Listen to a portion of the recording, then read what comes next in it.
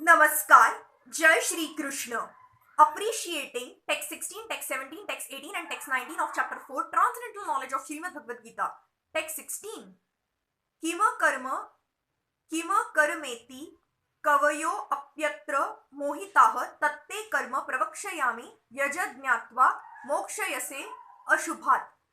Even the intelligent are bewildered in determining what is action and what is inaction. Now I shall explain to you what action is, knowing which you shall be liberated from all misfortune. Action in Krishna's consciousness has to be executed in accord with the examples of previous bona fide devotees. This is recommended in the 15th verse. Why such action should not be independent will be explained in the text to follow. To act in Krishna's consciousness, one has to follow the leadership of authorized persons who are in a line of disciplic succession as explained in the beginning of this chapter. The system of Krishna's consciousness was first narrated to the sun god. The sun god explained it to his son Manu. Manu explained it to his son Ikshvaku, and the system is current on this earth from that very remote time. Therefore, one has to follow in the footsteps of previous authorities in the line of disciplic succession. Otherwise, even the most intelligent men will be bewildered regarding the standard actions of Krishna's consciousness. For this reason, the Lord decided to instruct Arjun in Krishna's consciousness directly. Because of the direct instruction of the Lord to Arjun, anyone who follows in the footsteps of Arjun is certainly not bewildered. It is said that one cannot ascertain the ways of religion simply by imperfect experimental knowledge. Actually, the principles of religion can only be laid down by the Lord himself. Dharmam tu sakshat bhagavata pranitam. Bhagavatam 6.3.19. No one can manufacture a religious principle by imperfect speculation. One must follow in the footsteps of great authorities like Brahma, Shiv, Narad, Manu, the Kumaras, Kapila, Prahlad, Bhishma, Shukdev Goswami, Yamraj, Janaka and Bali Maharaj. By mental speculation, one cannot ascertain what is religion or self-realization. Therefore, out of causeless mercy to his devotees, the Lord explains directly to Arjun what action is and what inaction is. Only action performed in Krishna's consciousness can deliver a person from the entanglement of material existence. Text 17. Karmano hayapi bodhavyam cha vikarmanah akarmanashrav bodhavyam gahana karmano gatiha. The intricacies of action are very hard to understand. Therefore, one should know properly what action is, what forbidden action is, and what inaction is.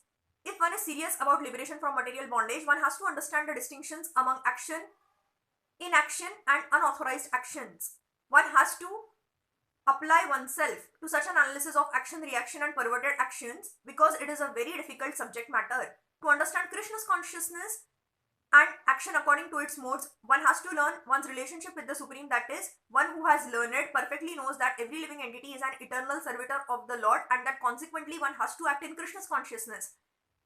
The entire Bhagavad Gita is directed toward this conclusion. Any other conclusions against this consciousness and its attendant actions are vikarmas or prohibited actions. To understand all this is